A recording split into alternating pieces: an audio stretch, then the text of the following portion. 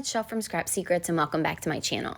Today's day 19 in the 2025 Countdown to Christmas series with Marie from Marie's Vermont Creations. Our technique for today was to use markers. I'm going to be using this stamp set from Honeybee Stamps that I've never used.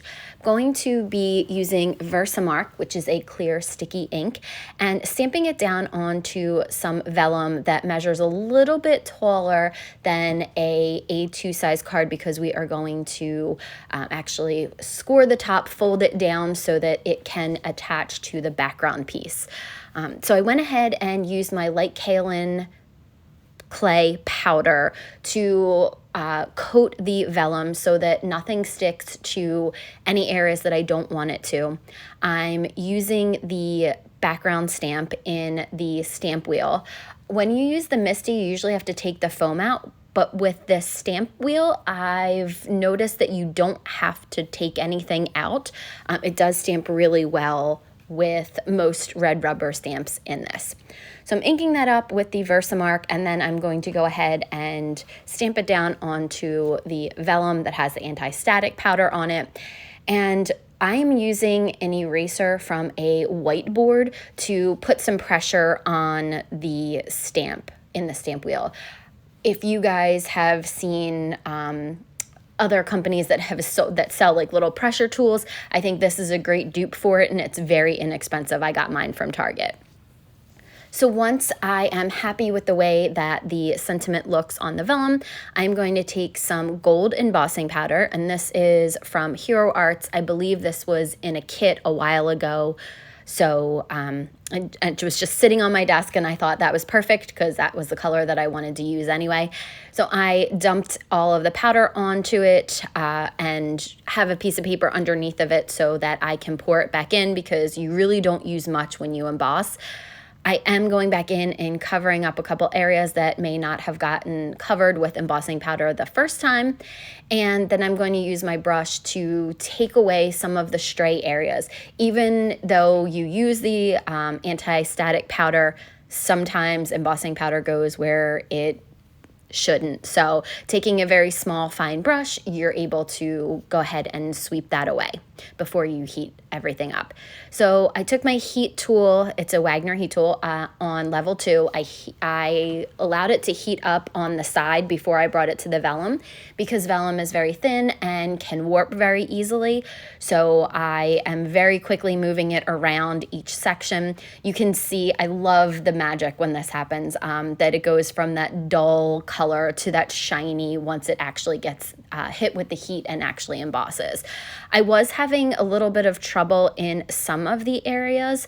It seemed to not want to emboss, and with the embossing gun, I don't feel like the heat comes directly from where you're putting over top, where you're putting the gun over top of.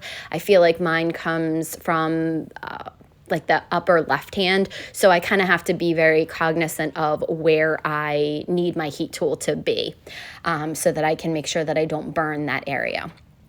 So now we're going to do the stained glass technique. I'm not using Copic markers. These are markers that I got at, I feel like I got them at like Marshall's or something like that. I got them in a haul a little while ago. I can't remember. It's a store that's like that. But they are pretty inexpensive. One of them did kind of explode in there, so I wasn't too happy about that. But these work perfectly for this technique. So you can see I'm coloring on the back side of the vellum.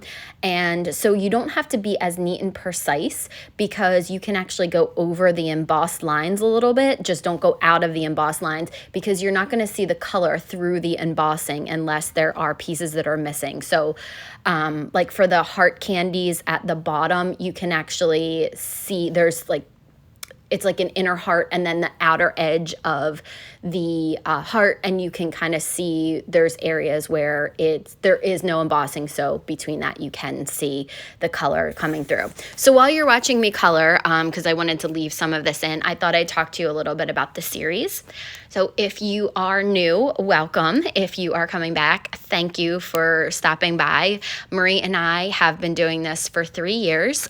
We pick 25 different techniques, themes, ideas, etc., each year, and all 3 years have been completely different. So it's pretty amazing that we came up with all of those different ideas. But so at the end of this series, which crazy enough, we're almost at the end of, you will have 75 different techniques with 150 videos. Marie and I have different crafting styles, so you will get different ideas with the same theme or stamp set or color scheme or whatever it is that we're doing. So we're having a lot of fun doing this. I can't believe that it's almost over already. I feel like I just started and I have so many ideas.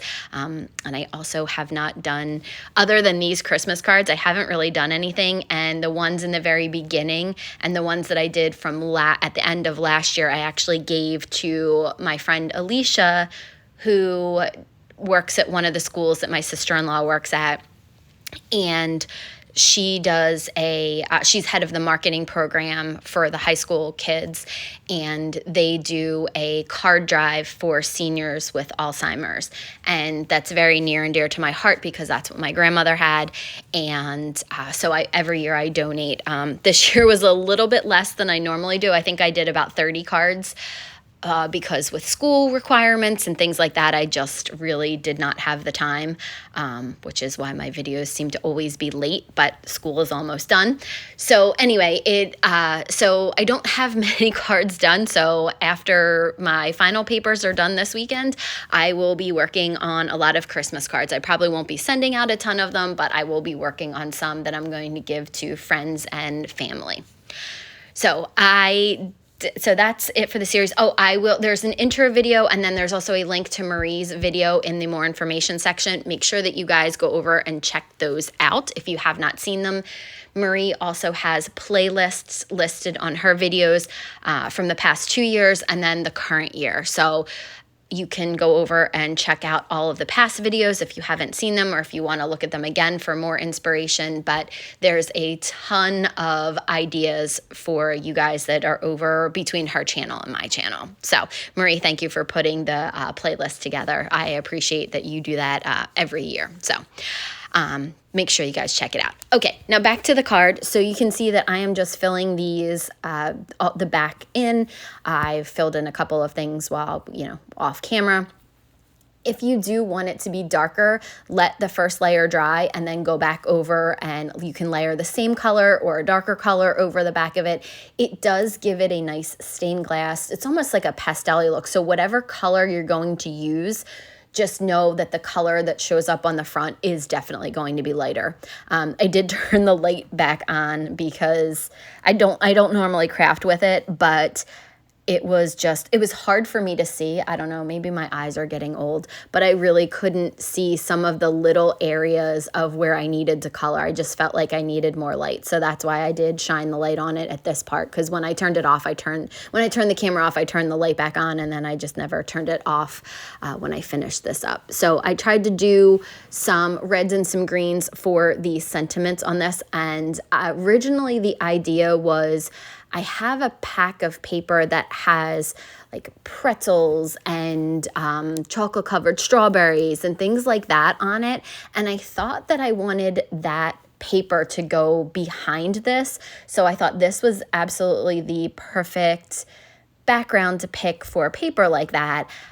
But what I realized was once I put this, after it was all colored, up against that background paper, it was way, way too busy. So I came up with an alternate plan, because that's, normally what I do.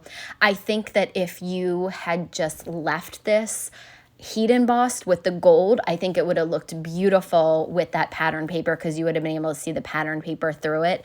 But with the colors that I chose, and or just because it was colored in, I think it was way too much, and it was it was just a little bit too busy, and I'm not a clean and simple card girl, but I'm not a overly busy card person either way. So I'm kind of somewhere in the middle.